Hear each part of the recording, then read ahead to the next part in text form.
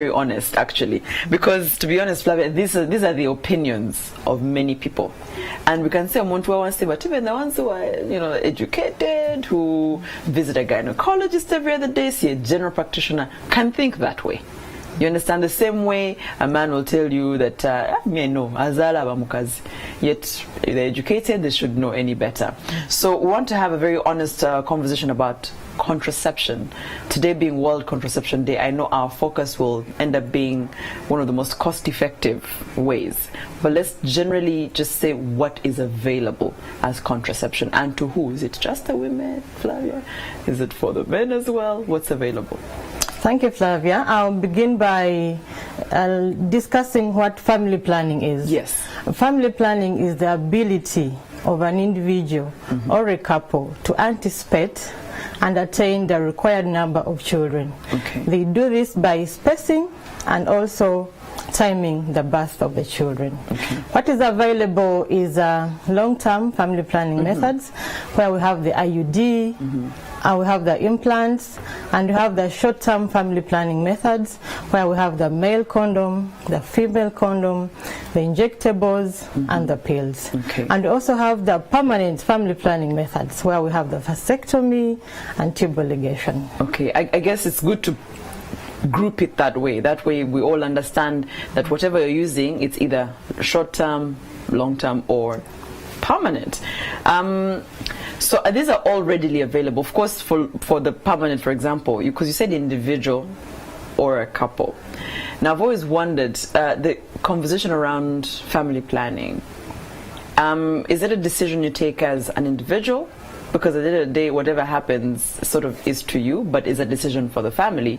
Should it be a decision first for you, and then you discuss it as a family, as a couple? Or start collectively?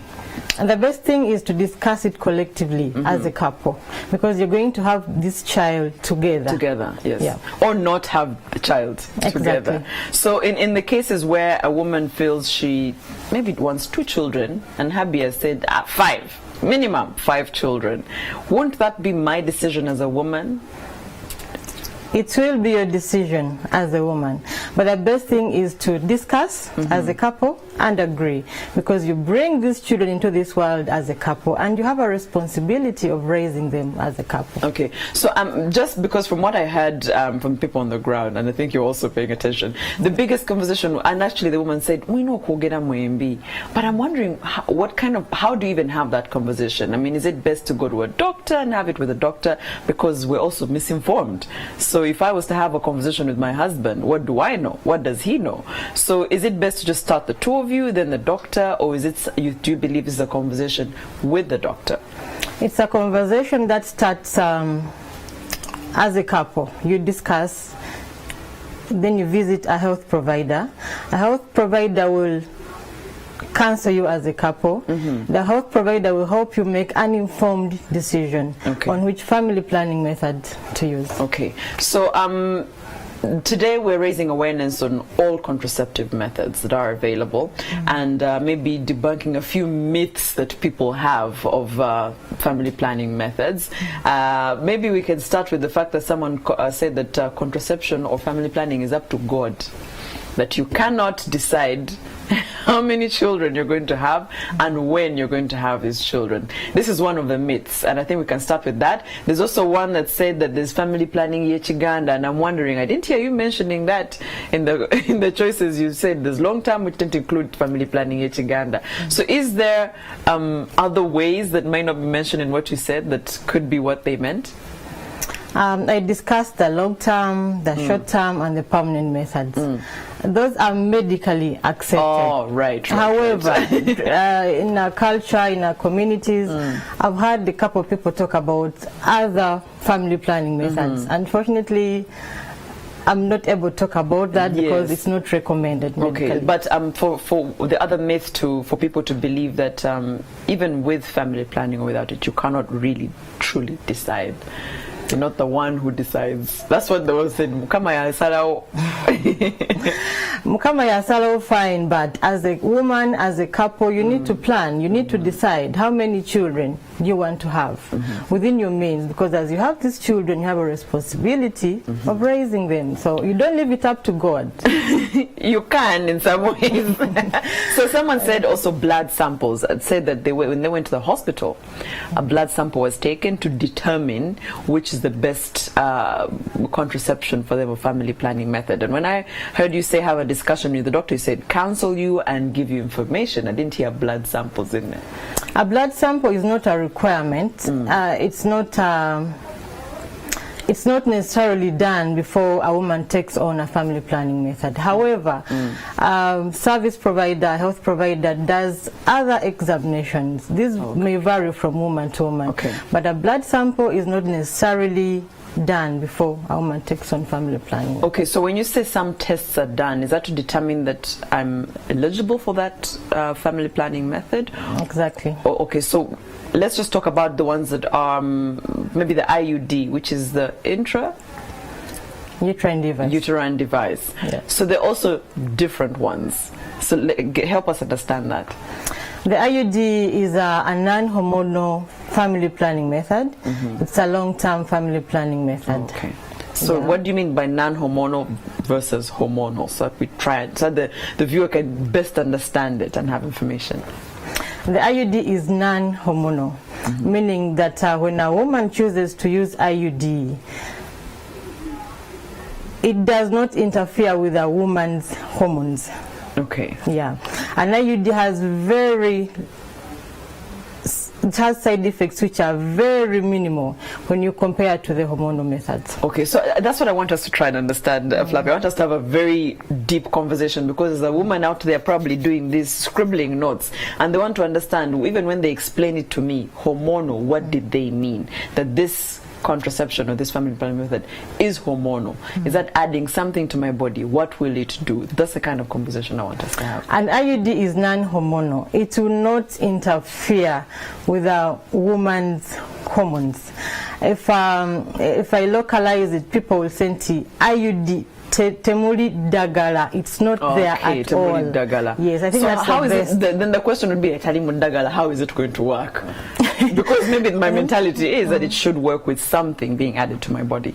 IUD works in a way that IUD is inserted in a woman's uterus. IUD we have is a copper-T IUD.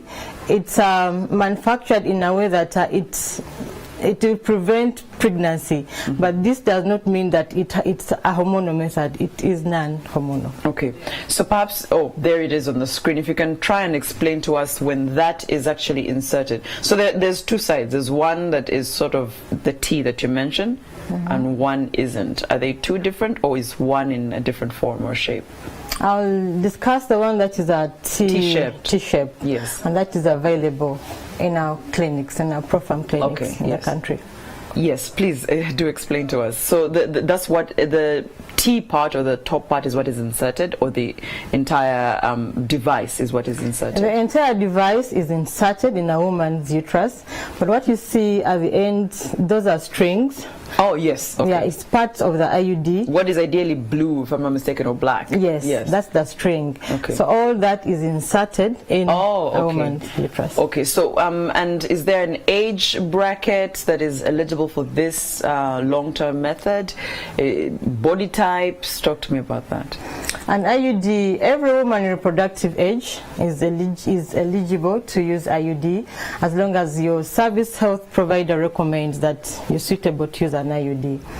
18 to 49 years, you can use an IUD. I'm guessing reproductive is, I'm having my menses, I'm able to have a child. Yeah. Okay, so I've heard people, for example, say that when I had a child, my doctor recommended this as a method for family planning. And they also recommended that I have it inserted right after I had my child. And some will complain of pain, and some will complain of issues. Can you talk to us about that? Yeah, I guess you're talking about PPIUD, postpartum IUD. This is inserted within the first 48 hours a woman of giving birth. 48 hours? Yeah. Is that's advisable? Yes. Oh. It's okay. Wow. As long as you agree with your health service provider, you can have a PP IUD. So that's postpartum IUD. Yes. And so where's the pain coming from? Is it because, of course, there's time frame, 48 hours, or itself it has that as a side effect of pain? Not necessarily, but you know, a uterus, if it's not carrying a baby, I mean, it's there intact. So when you insert an IUD, it's something foreign. So the IUD, the uterus is kind of detecting what is it that is within me that is unusual. So a woman will have some pain, but it's bearable, and it lasts for a short period of time. We're not talking about the well. PP IUD. This is any woman who has had this IUD. Yes, whether can it's get that. PP It's like a IUD. discomfort, you're saying. Yes. So but I've heard people complain of so much pain. Others have that myth and fear that it might come out if I'm walking, if I'm running, if I do hard exercises. So we need to talk about these things.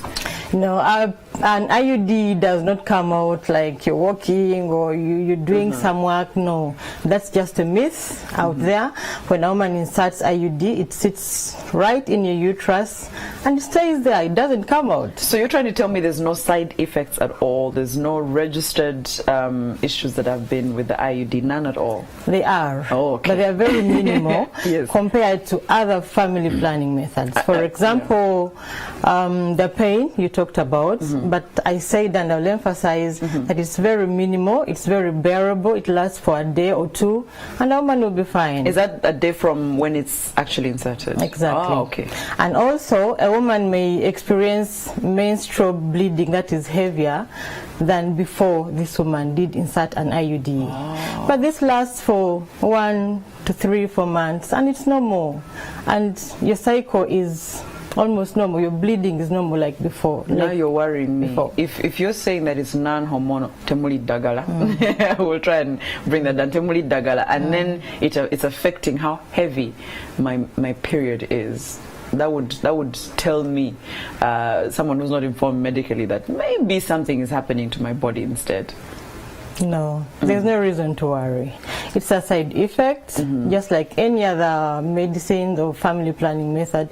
But this is really bearable. It doesn't mean that it's so heavy, a woman will be worried, should not go to work, she's worried about staining her dress. Yes. No, but this happens to some people and it may not happen to the others. Okay. It's a side effect. It's bearable. Okay, so you said that there was, we're using the copper, is it the copper IUD here in Uganda, and not, but then there exists a hormonal one. And actually, when I was sharing that with you off air, you said we don't have that in this country. Yeah. I could have sworn we do. We don't have the hormonal IUD? No. Okay, so In our ProFarm clinics, if you visit our ProFarm clinics, we have the non-hormonal. non-hormonal. Okay, so this IUD is a long-term method. Lasts how long? And can someone have it out shorter than the period it is actually meant to stay in there?